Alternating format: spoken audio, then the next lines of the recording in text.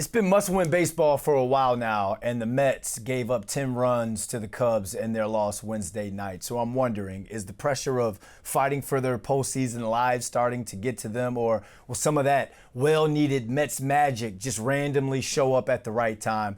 Let's talk Mets baseball with our beat writer for the Post, Mike Puma.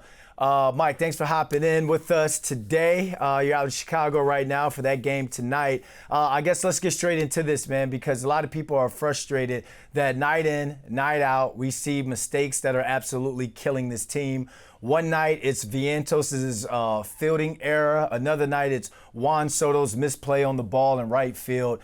Given what's at stake, why do we continue to see sloppy baseball from this team down the stretch? Well, I don't know if there's any correlation between the time of season and or the fact it's just this isn't a great team defensively to begin with. Last night we saw Vientos obviously with that throw, and Soto the night before I think lost the ball in the wind. But the defense has only been a small part of it, and you had Clay Holmes late covering home plate on the wild pitch last night. That certainly didn't help. Yeah, the defense has been ugly here for a few games, but that's only part of it right now. I mean, the biggest thing right now is the starting pitching, and the Mets are getting in the hole early and having a tough time climbing out of it. But we haven't seen great defense from this team for most of the season, and it's kind of the risk you take, especially when you put Vientos at third base to get his bat into the lineup. When we're talking about the defense, the bullpen has come to question in terms of their depth and their sustainability. The Mets actually used 6 arms in relief last night, and that's including some starters on some short rests. How strained is the bullpen right now, and is this something that they can patch with call-ups, or are they just flat out short-staffed until the offseason? Yeah, they'll be able to make a move here and there to get, as they have been throughout the season, to shuffle a guy in and out now. Like Richard Lovelady pitched a couple of innings last night. I would be surprised if he's still here for tonight's game. They'll have probably a fresh arm in here, but there's really no magic bullet here, and the key is going to be to get some length from Nolan McLean tonight. To get 6 innings out of him, and then you can get to some of your high leverage guys who weren't needed last night.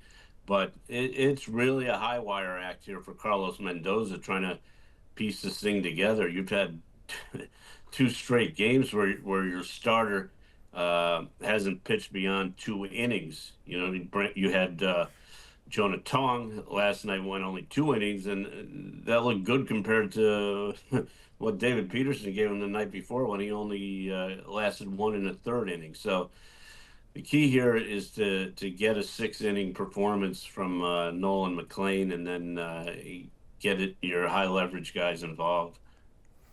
All right, so Wednesday night's loss means that there is 0 room for error in the wild card hunt. So what's the message from inside the clubhouse now, and how do they shake off a game like Wednesday night's loss and get a very much needed win tonight to close out this Cubs series?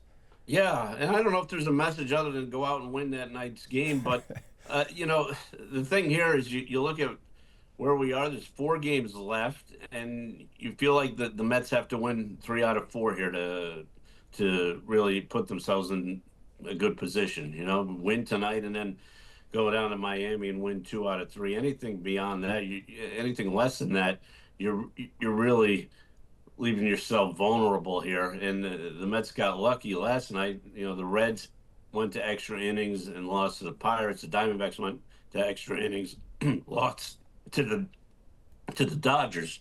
So it really could be a lot messier right now. But they have the 1-game lead. A chance to win a series against the Cubs, and then go down to Miami and try and finish this thing out. But it's been sure a lot more difficult than Mets front office, Mets management could have anticipated here. All right, I'm going to put you on the spot here. Yes, no, and the why. Do the Mets make the playoffs? I think they do, just because I look at the 3 teams left fighting for this spot. The Mets, the Diamondbacks and the Reds, and I still think the Mets have the best team of that bunch, as poorly as the pitching has been here. And you look at the schedules remaining. Arizona has still got to go play the Padres. I know the Marlins have historically been a thorn in the Mets side, but going down to Miami, I think the Mets should be able to. I think the Mets should be able to finish this weekend. But listen, it's a one-game lead, and if the Mets lose tonight to the Cubs, all bets are off. All right, Mike Puma, enjoy the game tonight, sir.